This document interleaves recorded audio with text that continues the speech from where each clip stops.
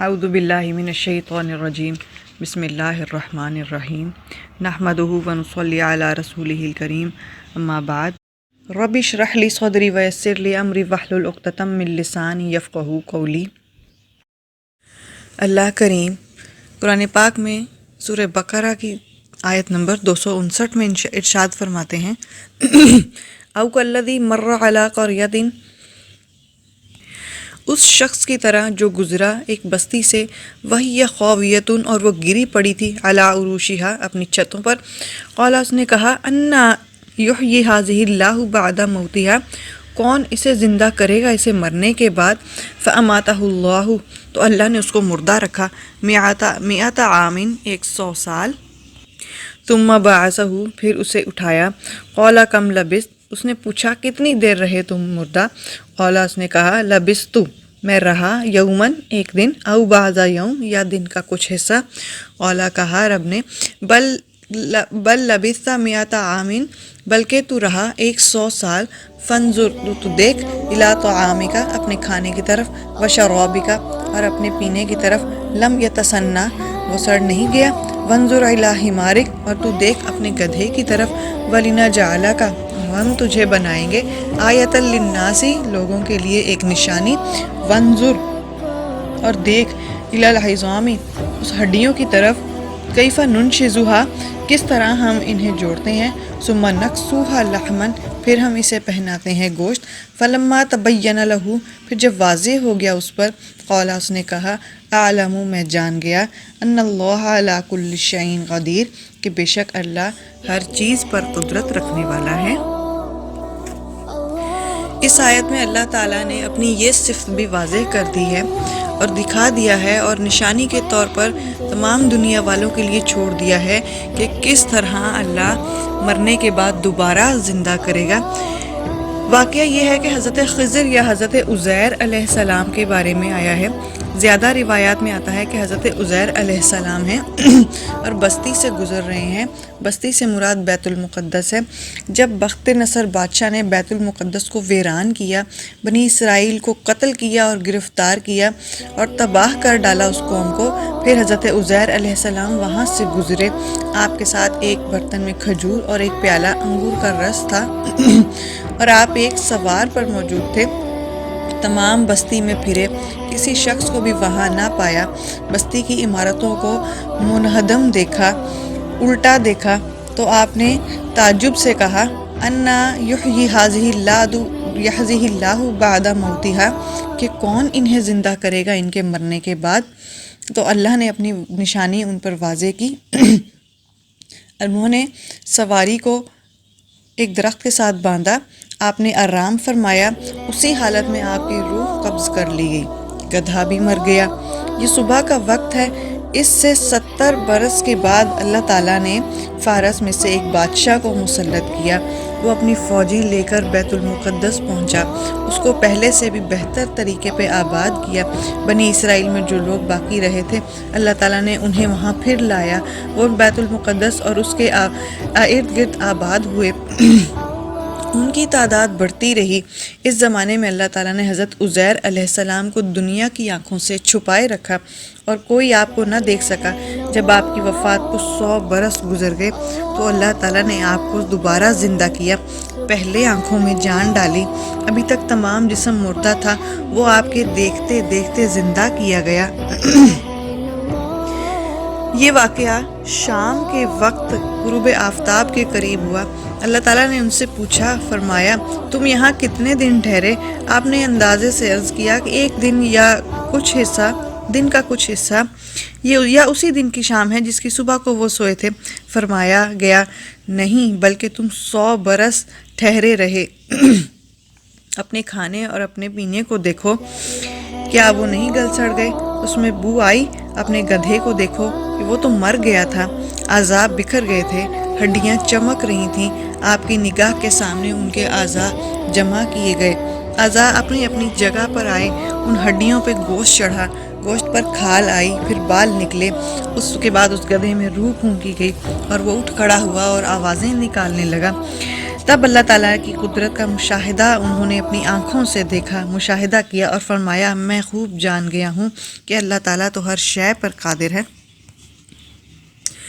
یعنی کہ اللہ تعالیٰ کی یہ کتنی بڑی صفت ہے کہ کوئی بھی چیز نہ ہونے کے باوجود بھی اللہ تعالیٰ نے انسانوں کو، اس دنیا کو، چرند پرند کو، پیڑ پودوں کو تخلیق کیا۔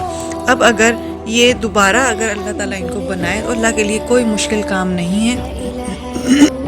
جب کچھ بھی نہیں تھا تب اللہ تعالیٰ نے ہر چیز کو تخلیق کیا، تو دوبارہ سے بنانا کوئی مشکل کام نہیں ہے۔ اس کے بعد آپ اپنی سواری پر سوار ہوئے، اپنے محلے میں تشریف لائے۔ سر مبارک کے بال سفید تھے، عمر 40 سال تھی۔ کوئی آپ کو نہ پہچانتا تھا۔ اندازے سے اپنے مکان پر پہنچے۔ گھر میں ایک بڑھیا ملی جس کے پاؤں نہیں تھے، وہ نابینا بھی تھی، آپ کے گھر کی باندی تھی۔ حضرت عزیر علیہ السلام نے اس سے پوچھا کہ یہ عزیر کا مکان ہے؟ اس نے کہا جی ہاں۔ اور عزیر کہاں ہے؟ انہیں تو فوت ہوئے 100 برس گزر گئے۔ یہ کہہ کر وہ خوب روئیں۔ آپ نے فرمایا میں عزیر ہوں۔ اس نے کہا سبحان اللہ، مگر یہ کیسے ہو سکتا ہے؟ آپ نے فرمایا اللہ تعالیٰ نے مجھے 100 برس مردہ رکھا پھر زندہ کیا۔ اس نے کہا عزیر مستجاب الدعوات تھے، یعنی کہ جو بھی دعا کرتے تھے قبول ہو جایا کرتی تھی۔ میں نابینا ہوں، میں اپنی آنکھوں سے آپ کو دیکھنا چاہتی ہوں، آپ دعا فرمائیں کہ میری بینائی واپس آ جائے۔ حضرت عزیر علیہ السلام نے دعا فرمائی اور ان کی آنکھوں کی روشنی واپس آ گئی۔ اس کے بعد آپ نے اس کا ہاتھ پکڑ کر فرمایا اٹھ خدا کے حکم سے۔ یہ فرماتے ہی اس کے پاؤں درست ہو گئے۔ اس نے آپ کو دیکھ کر پہچانا اور کہا میں گواہی دیتی ہوں کہ آپ بے شک عزیر علیہ السلام ہی ہیں۔ وہ آپ کو بنی اسرائیل کے محلے میں لے گئی۔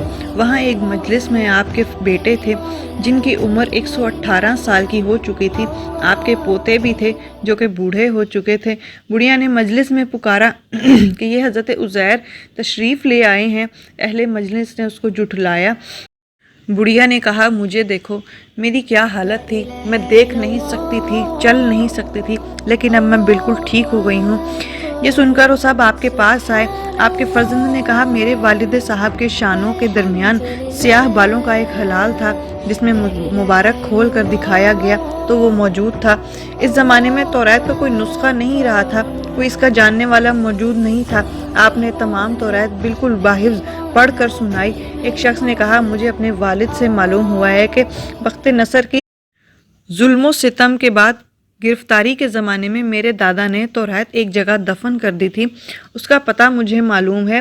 اس پر ڈھونڈا گیا تو توریت کا وہ دفن کیا گیا نسخہ نکالا گیا، اور حضرت عزیر علیہ السلام نے اپنی یاد سے جو توریت لکھائی تھی اس سے مقابلہ کیا گیا تو وہ ایک حرف کا فرق بھی نہیں تھا۔ سب کو یقین ہو گیا کہ یہ حضرت عزیر علیہ السلام ہی ہیں۔ اس کے علاوہ سب کو یہ بھی پختہ یقین ہو گیا کہ اللہ دوبارہ زندہ کرنے پر قادر ہے۔ کیوں نہیں، اللہ تو بے شک ہر چیز پر قادر ہے۔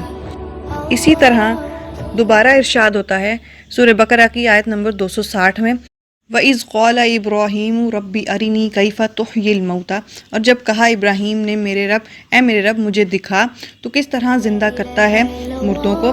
قَالَ أَوَلَمْ تُؤْمِنْ، کہا کیا تجھے یقین نہیں ہے؟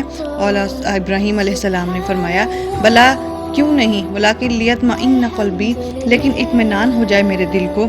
قال اللہ نے فرمایا فخذ اربعۃ من الطیر، پس تو لے آ 4 پرندے، فصرہن، پھر ان کو ہلا لے الیک اپنے ساتھ، ثم جعل علی کل، اور رکھ لے اپنے ساتھ، پھر بہلا لے ان کو، جبل منہن جزءا، پہاڑ پر رکھ دے ان کے ٹکڑے، ثم ادعوہن، پھر انہیں بلا، یاتینک سعیا، پھر وہ آئیں گے تیرے پاس دوڑتے ہوئے، وعلم ان اللہ عزیز حکیم، اور جان لے کہ اللہ غالب حکمت والا ہے۔ یہاں پہ حضرت ابراہیم علیہ السلام بھی اللہ تعالیٰ سے پوچھتے ہیں کہ تو کس طرح زندہ کرے گا مردوں کو، مری ہوئی چیز کو جس کے ٹکڑے ٹکڑے ہو گئے ہوں تو وہ کس طرح زندہ کرے گا۔ تو اللہ تعالیٰ ان سے پوچھتے ہیں کہ کیا تمہیں میری وحدانیت پر، میری اس خصوصیت پر بھی تمہیں یقین نہیں، شک ہے؟ تو حضرت ابراہیم علیہ السلام جواب دیتے ہیں نہیں، میں تو اپنے دل کو اطمینان دلانا چاہتا ہوں۔ حضرت ابراہیم علیہ السلام کے دل میں یہ سوال یوں پیدا ہوا۔ مفسرین لکھتے ہیں کہ سمندر کے کنارے ایک آدمی مرا پڑا تھا جو جب سمندر کا پانی چڑھتا اترتا رہتا، جب پانی چڑھتا تو مچھلیاں اس لاش کو کھاتیں اور جب اتر جاتا تو جنگل کے درندے کھاتے، جب درندے جاتے تو پرندے کھاتے۔ حضرت ابراہیم علیہ السلام نے یہ منظر ملاحظہ فرمایا تو آپ کو شوق ہوا کہ آپ جانیں کہ مردے کس طرح زندہ کیے جائیں گے، جبکہ ان کا کچھ حصہ مچھلیاں کھا گئیں، کچھ حصہ جانور کھا گئے، کچھ حصہ پرندے کھا گئے۔ تو اللہ تعالیٰ سے اب کی بارگاہ میں عرض کرتے ہیں، یا رب مجھے یقین ہے کہ تو مردہ کو زندہ فرمائے گا، لیکن ان کے اجزاء دریائی جانور اور درندوں کے پیٹ اور پرندوں کے پیٹ میں جمع فرمائے گئے ہیں، لیکن میں یہ عجیب منظر دیکھنے کی آرزو رکھتا ہوں۔ اللہ تبارک و تعالیٰ فرماتے ہیں، اچھا تو 4 پرندے لے۔ حضرت ابراہیم علیہ السلام نے 4 پرندے لیے، مرغ، کبوتر اور کوا۔ انہیں بحکم الہی اپنے سے بہلایا، اپنے کے ساتھ ہلا لیا، پھر انہیں ذبح کیا، ان کے کئی ٹکڑے کیے اور ٹکڑوں کو ملا لیا آپس میں اور 4 پرندوں کے ٹکڑوں کو مختلف پہاڑوں پر رکھ دیا گیا اور ان کے سر اپنے پاس رکھے۔ حضرت ابراہیم علیہ السلام نے آواز لگائی کہ چلے آؤ۔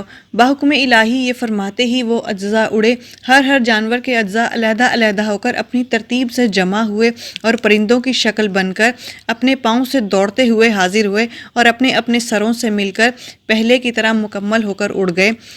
سبحان اللہ، سبحان اللہ۔ یہ تمام واقعات سن کر اور حضرت ابراہیم علیہ السلام اور حضرت عزیر علیہ السلام ان سب واقعات کو دیکھ کر اللہ تعالیٰ کی وحدانیت پر یقین رکھتے ہیں اور اللہ کی اس خصوصیت پر ایک اور پختہ یقین ہو جاتا ہے، ایک اور بار پختہ یقین ہو جاتا ہے کہ واقعی اللہ دوبارہ مردہ کو زندہ کرنے پر قادر ہے، جبکہ کچھ بھی نہیں تھا، ایک ذرہ بھی موجود نہیں تھا۔ اللہ تعالیٰ نے مٹی سے انسان کو تخلیق فرمایا، اللہ تعالیٰ نے پانی کو بنایا، آگ، سمندر، ہوا، جانور، پرندے، پودے، ان سب کو تخلیق فرمایا، تو اللہ تعالیٰ کو دوبارہ سے زندہ کرنے پر کوئی مشکل نہیں ہے۔ اور ایسا ہی ہے جیسا کہ حضرت ابراہیم علیہ السلام نے مشاہدہ فرمایا کہ ایک مردہ چیز کو کئی جانور کھاتے ہیں۔